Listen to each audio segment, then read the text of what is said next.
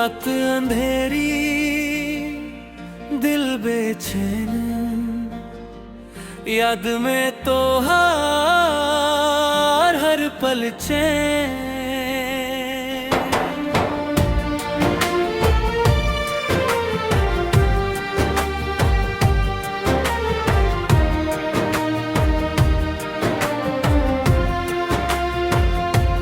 यार योगेश अंधेरे में खो गई,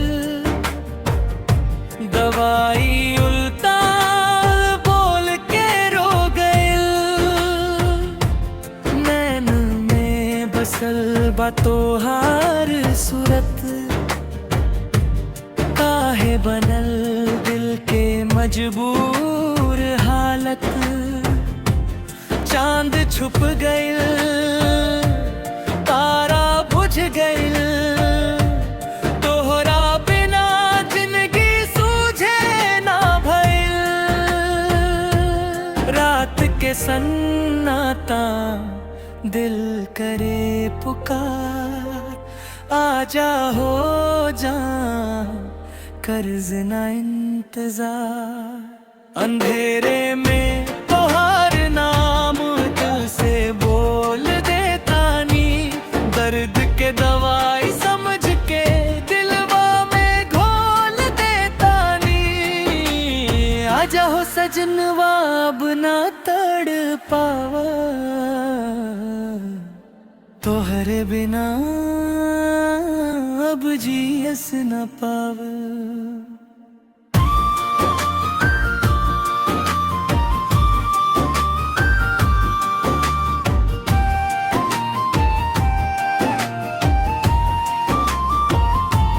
सपना में आवस बात कर्ज धीरे, जागे पे टूट जाला दिल के सिरे। हर एक धड़कन में बसल बातू, तोहरा बिना अब अधूरा हमार रूह। गाँव के गली याद दिलावे तोहरा, हर मोड़ पे दिखे चेहरा तोहरा। आँख से आंसू झरे हर रात, कब होई पूरा हमार ये बात। अंधेरे में तोहार नाम उर्गा से बोल देता नी, दर्द के दवाई समझ के दिलवा में घोल देता नी।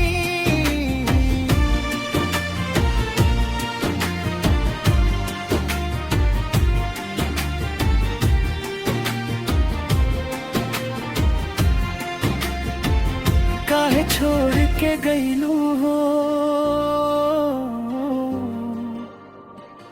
दिलवा के तोड़ के गईलू हो।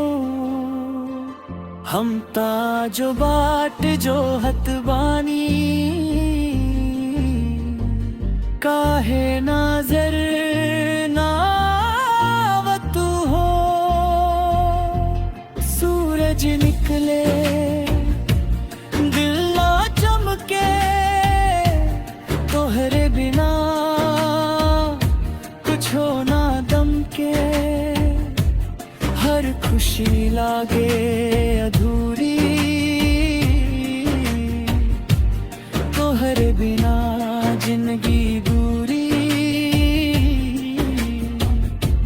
साथ बितावल हर एक पल अब बन गई बमीठा हलचल। याद में डूबल दिन रात तोहरे खातिर, तड़पे हर बात। अंधेरे में तोहार नाम दिल से बोल देता नी, दर्द के दवाई समझ के दिलवा में घोल देता नी। पिया बिना सूना लागे अंगना,